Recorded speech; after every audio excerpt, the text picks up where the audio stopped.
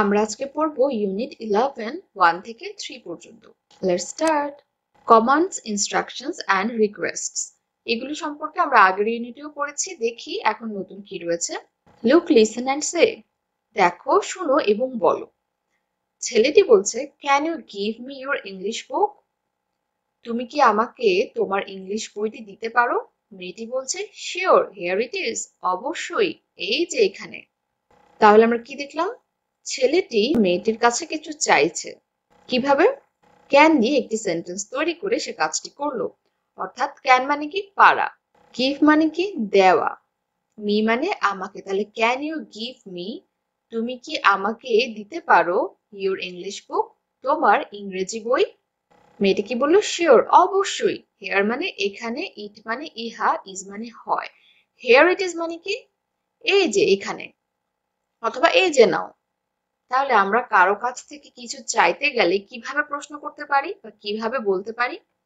বলতে পারি, can you give me your eraser please? Can you give me your pen please? এবং আমরা কিভাবে উত্তর দিব সেটাও দেখলাম। তাহলে পরবর্তীতে কি রয়েছে? মা বলছে, can you close the window please, it's raining. তাহলে ক্যান ইউ মানে কি?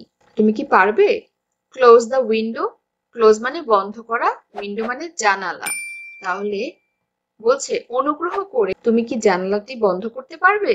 ইটস রেইনিং অথবা it is raining, it is কে সংক্ষেপে কিভাবে লেখা হচ্ছে? একটি অ্যাপোস্ট্রফি দিয়ে এস দেওয়া হলো, অর্থাৎ বৃষ্টি হচ্ছে। ছেলেটি কি বলল? ইয়েস, অফকোর্স, হ্যাঁ অবশ্যই। অফকোর্স মানে কি? অবশ্যই। তাহলে আমরা কি কি জানলাম? কারো কাছে কিছু কিভাবে চাইতে হবে এবং কিভাবে কোনো রিকোয়েস্ট করতে হবে বা অনুরোধ করতে হবে সেটা আমরা দেখলাম। অর্থাৎ can you give me your English book, অথবা অনুরোধ করলে আমরা কিভাবে করব? Can you close the window please? Look and say use can, দেখো এবং বলো। ইউজ ক্যান মানে কি? ক্যান শব্দটি ব্যবহার করো। অর্থাৎ ক্যান শব্দটি ব্যবহার করে আমাদেরকে সেন্টেন্স মেক করতে হবে। Let's see. মেয়েটি কি বলছে ছেলেটিকে? Can I have that Apple? অর্থাৎ আমি কি এই আপেলটি পেতে পারি? ক্যান আই হ্যাভ মানে কি? আমি কি পেতে পারি? আমরা জানি হ্যাভ মানে আছে, কিন্তু যখন আমরা ক্যান আই হ্যাভ বলবো তখন কি বোঝাবে? আমি কি এটা পেতে পারি? কোনটা? দ্যাট অ্যাপল, এই আপেলটি। ছেলেটি বলল, শিওর, অবশ্যই, দ্যাট ইজ, এই যে। অথবা আমরা দ্যাট ইজ এর বদলে কি বলতে পারি? হিয়ার ইট ইজ, আমরা এর আগেই পড়েছি। তাহলে আমরা কি বলতে পারি? Can I have that apple, can I have that orange, can I have that book, can I have that chocolate. তারপর কি বলছে? Can you tell me more? ছেলেটি বলছে, ইয়েস, অফকোর্স। তাহলে তারা গল্প করছিল, তো এক পর্যায়ে বলল কি ছেলেটি, তুমি কি আমাকে আরো কিছু বলতে পারো? Can you tell me more, tell মানে বলা, মি মানে আমাকে, মোর মানে আরো। তাহলে তুমি কি আমাকে আরো কিছু বলতে পারো? ছেলেটি বলল, হ্যাঁ অবশ্যই। মেয়েটি বলছে, can I have your pencil? আমি কি তোমার পেন্সিল পেতে পারি? আমরা দেখতে পাচ্ছি কি পেতে পাওয়া অর্থে ক্যান আই হ্যাভ ব্যবহার করা হচ্ছে। এবং মেয়েটি কি বলছে? শিওর, হিয়ার ইট ইজ, অথবা আমরা বলতে পারি শিওর, দ্যাট ইজ, অবশ্যই, এই যে। সে বলছে কি, can you take me to the bed? মেয়েটি বলছে, ইয়েস, অফকোর্স। তার মানে কি, তুমি কি আমাকে বিছানায় নিয়ে যেতে পারো? টেক মানে নেওয়া, টু বেড মানে কি? টু মানে কোনো কিছুর দিকে, অর্থাৎ বিছানার দিকে তুমি কি আমাকে নিতে পারো? মেয়েটি বলছে, হ্যাঁ অবশ্যই। মেয়েটি বলছে, can I go outside and play with my friends? বা বললো, ইয়েস শিওর। তাহলে মেয়েটি কি বললো? বলছে, can I go outside? Outside মানে কি? ঘরের বাহিরে। আর ভেতরে মানে কি? ইনসাইড। অ্যান্ড প্লে এবং খেলতে পারি উইথ মাই ফ্রেন্ডস, উইথ মানে সাথে, মাই ফ্রেন্ডস মানে কি? আমার বন্ধুদের সাথে। তার মানে আমি কি বাইরে যেতে পারি এবং আমার বন্ধুদের সাথে খেলতে পারি? মা বলছে, হ্যাঁ অবশ্যই। তাহলে হ্যাঁ অবশ্যই এই কথা আমরা কতভাবে বলতে পারি? ইয়েস শিওর, ইয়েস অফকোর্স, আমরা দুইভাবেই বলতে পারি। সে কি বলছে? Can I carry the bag for you? Carry মানে বহন করা। তাহলে বলছে, আমি কি ব্যাগটি তোমার জন্য বহন করতে পারি? দাদার ব্যাগ বহন করতে কষ্ট হচ্ছে, তাই বলছে আমি কি তোমার হয়ে কাজটি করে দিতে পারি? তাই বলছে যে আমি কি তোমার জন্য ব্যাগ বহন করতে পারি, বা আমি কি তোমার ব্যাগটি বহন করতে পারি? দাদা বলছে, ইয়েস, হ্যাঁ, থ্যাংক ইউ। যেহেতু ছেলেটি দাদার কষ্ট কমিয়ে দিল, কাজটি করে দিল, তাই দাদা কি বলল? থ্যাংক ইউ দিল। তাহলে কেউ আমাদের কোনো কাজ করে দিলে, হেল্প করে দিলে আমরা অবশ্যই তাকে থ্যাংক ইউ বলতে যাতে না ভুলি। তাহলে আমরা অনেকগুলো সেন্টেন্স শিখলাম যেগুলোতে ক্যান রয়েছে, অর্থাৎ আমি কোনো কিছু পেতে পারবো কিনা, কোনো কিছু জিজ্ঞাসা অর্থে বা কোনো কিছু রিকোয়েস্ট করা অর্থে আমরা ক্যান কিভাবে ব্যবহার করতে পারি সেটাই দেখলাম। এবং যদি আমরা প্রশ্ন করি আমাদের সেন্টেন্স বা বাক্যর শেষে কি দিতে হবে, প্রশ্নবোধক চিহ্ন বা কোয়েশ্চেন মার্ক দিতে হবে। এবং আমরা দেখতে পাচ্ছি এই লাইনটি কিভাবে লেখা হয়েছে, ইয়েস এর পর কমা ব্যবহার করা হয়েছে, একটু থামা হয়েছে, তারপর থ্যাংক ইউ ব্যবহার করে ফুল স্টপ ব্যবহার করা হয়েছে, অর্থাৎ সেন্টেন্স শেষ করা হয়েছে। এখন বলছে কি পেয়ার ওয়ার্ক, জোড়ায় জোড়ায় কাজ করতে হবে। পেয়ার মানে কি, জোড়া। Act the dialogues from activity B. Dialogues মানে কি, যখন দুজন মানুষ কথা বলে তাদের কথাবার্তা, কথোপকথনকে বলা হয় ডায়ালগস। তাহলে আমরা একজন প্রশ্ন করব আর একজন উত্তর দিব, এভাবে করে আমরা যে সেন্টেন্স গুলো এতক্ষণ পড়েছি সেই সেন্টেন্স গুলো আমরা অ্যাক্ট করব পেয়ার ওয়ার্কের মাধ্যমে। এখন আমরা 4 থেকে 6 পর্যন্ত লেসন পড়ব। Let's start. ছেলেটি বলছে could I have a cup of water? লোকটি বলছে yes, here you are. তাহলে সে জিজ্ঞাসা করছে যে সে এক কাপ পানি পেতে পারে কিনা, অর্থাৎ could I have a cup of water, এক কাপ পানি। আর could I have মানে কি, আমি কি পেতে পারি, আমরা কেন ব্যবহার করতে পারি, could ব্যবহার করতে পারি। তাহলে could এবং can এর অর্থ একই, পারা। তাহলে আমরা কখন can ব্যবহার করব আর কখন could ব্যবহার করব, সচরাচর আমরা যখন কাউকে সম্মান দেখিয়ে কথা বলি, রিকোয়েস্ট করি বা আমাদের থেকে বয়সে বড় হয়, সেই ধরনের ক্ষেত্রে সম্মান প্রদর্শন করে আমরা যখন কথা বলতে চাই তখন আমরা কুড ব্যবহার করি কোশ্চেন করার ক্ষেত্রে। আর তিনি উত্তর দিলেন কি ইয়েস, হ্যাঁ, হিয়ার ইউ আর, এই যে নাও। মেয়েটি বলছে could I open the window please, it's hot. মা বলল ইয়েস শিওর। তাহলে মেয়েটি কি বলেছে, could I open the window, open মানে খোলা, বলছে অনুগ্রহ করে আমি কি জানালাটি খুলতে পারবো, ইট ইজ হট অথবা ইটস হট, খুব গরম বোঝাতে বলা হচ্ছে ইট ইজ হট, যেরকমটা আমরা বলেছিলাম কি বৃষ্টি হচ্ছে সেটা বোঝাতে বলেছিলাম কি ইটস রেইনিং। মা বলল হ্যাঁ অবশ্যই। তাহলে আমরা এখানে দেখতে পাচ্ছি সে মার সাথে কথা বলছে, সম্মান দেখিয়ে কথা বলছে, এবং সবচেয়ে বড় কথা সে প্লিজ বলছে, সে পারমিশন নিচ্ছে, তখন সে কুড ব্যবহার করতে পারে। আমরা চাইলে কেন ব্যবহার করতে পারবো। মেয়েটি কি বলছে could I email my brother, সে টিচারের সাথে কথা বলছে তাই সম্মান দেখিয়ে কি বলছে কুড। ইমেল মানে কি বার্তা, আমরা যেরকম আগে চিঠি লিখতাম ঠিক তেমনটি আমরা মোবাইলে এখন বার্তা বা মেসেজ পাঠাতে পারি, যেটা চিঠির মতোই, যাকে বলা হচ্ছে ইমেল অথবা যাকে আমরা কি বলছি ইলেকট্রনিক মেইল। তাহলে আমি কি আমার ভাইকে বার্তা পাঠাতে পারি বা ইমেল পাঠাতে পারি। এবং আমরা খেয়াল করলে দেখবো কি এখানে আই কিন্তু স্মল লেটার না ক্যাপিটাল লেটারে ব্যবহার করা হয়েছে এবং শেষে কোশ্চেন মার্ক দেওয়া হয়েছে। টিচার কি বলছে ইয়েস, হ্যাঁ, ইউ ক্যান, তুমি পারো। অথবা আমরা বলতে পারি ইয়েস শিওর অথবা ইয়েস অফ কোর্স। ছেলেটি বলছে could I go outside and play mother, তাহলে বলছে কি মা আমি কি বাইরে যেতে পারি এবং খেলতে পারি। মা বলছে নো ইউ ক্যান্ট, না তুমি পারবে না, ইটস রেইনিং আউটসাইড, বাহিরে বৃষ্টি হচ্ছে। লুক অ্যান্ড সে, দেখো এবং বলো, ইউজ ক্যান অর কুড, বলছে ক্যান অথবা কুড ব্যবহার করো। তাহলে আমরা এখানে কি বলতে পারি, can I have a mango please, আমি কি একটি আম পেতে পারি। এখানে কি বলতে পারি, টিচার ছেলেটিকে অনুরোধ করছে দরজাটি বন্ধ করার জন্য, তাহলে সেক্ষেত্রে কি হতে পারে, কাজটি তিনি নিজেও করতে পারতেন, যেহেতু তিনি আরেকজনকে অনুরোধ করছেন তাই এখানে কুড বলতে পারি, could you close the door please. এখানেও ঠিক একই ব্যাপার, টিচার নিজেও বোর্ডটি মুছতে পারতেন কিন্তু সে আরেকজনকে দিয়ে মুছাতে চাইছেন, বাচ্চাটিকে অনুরোধ করতে পারে যে could you clean the board please, তুমি কি বোর্ডটি পরিষ্কার করে দিতে পারো। এখানে কি দেখতে পাচ্ছি, মেয়েটি তার জামা চাইছে, অর্থাৎ এটি তারই জামা, তাহলে এক্ষেত্রে সে কি বলতে পারে, can you give me my uniform please, তুমি কি আমাকে আমার ইউনিফর্মটি দিতে পারো দয়া করে।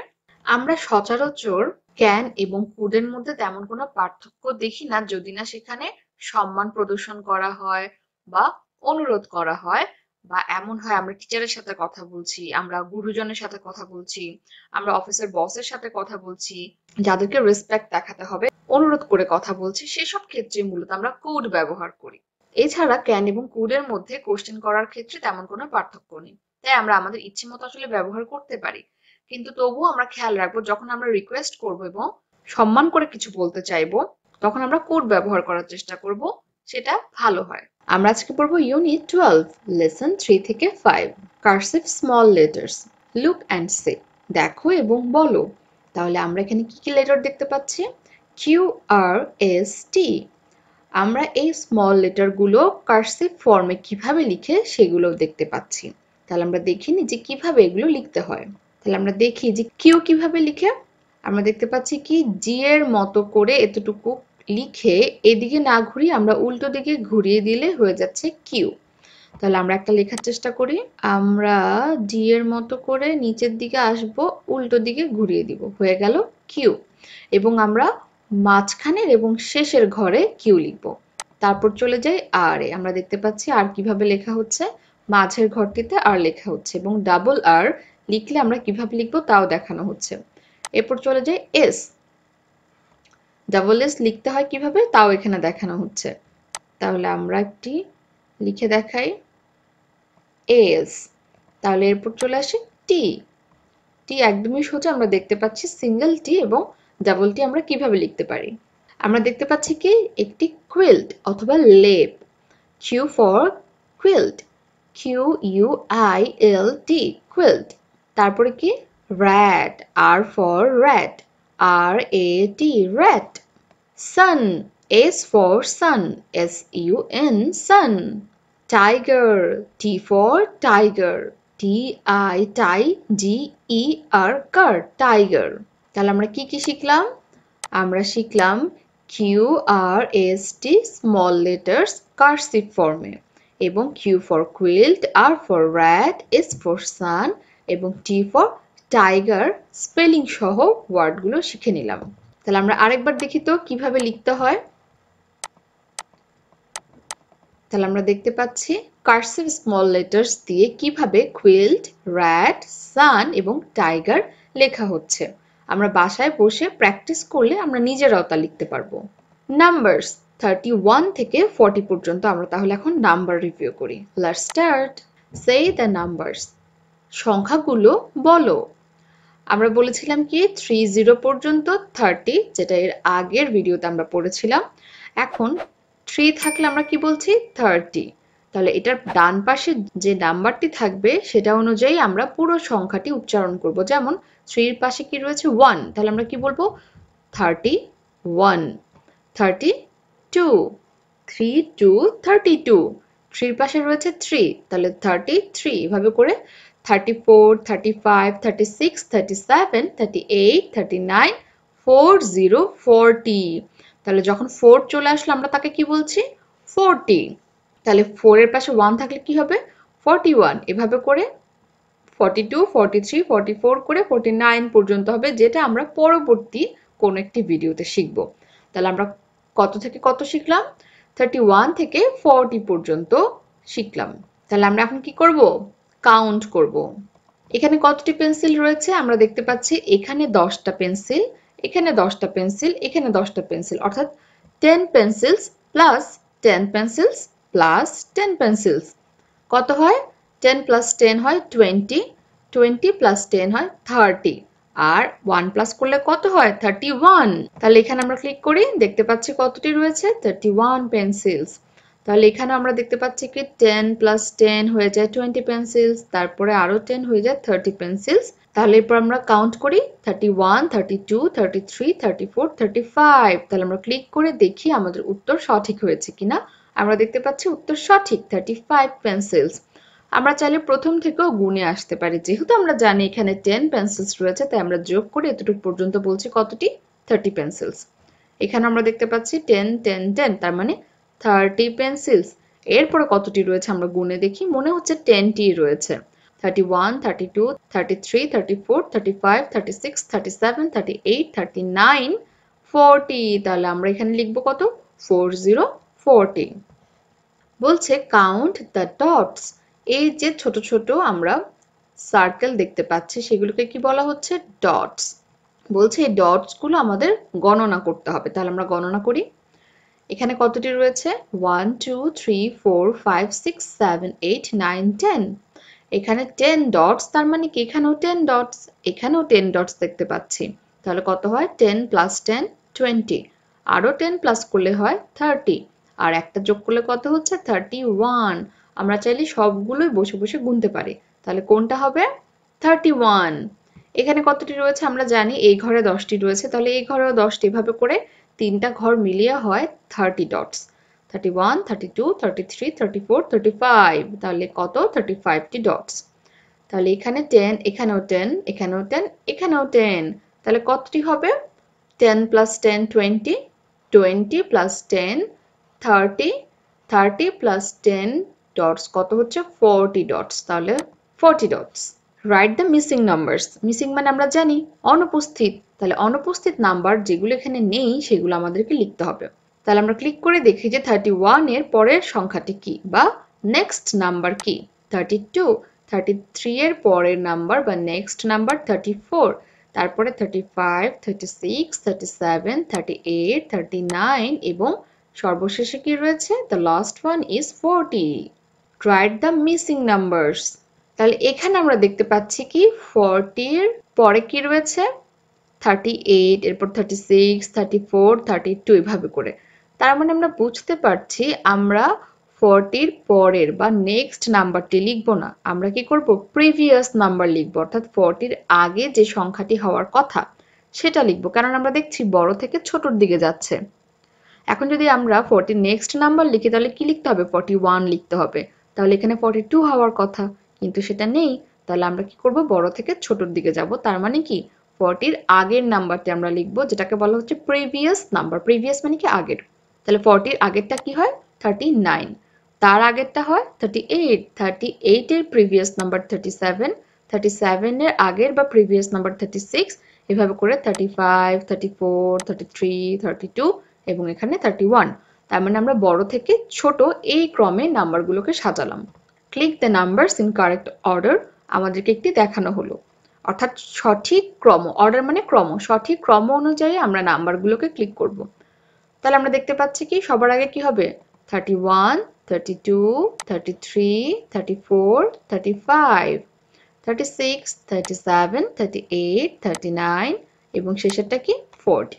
সে দ্য নেক্সট নাম্বার, নেক্সট মানে পরবর্তী অথবা পরের নাম্বারটি বলো।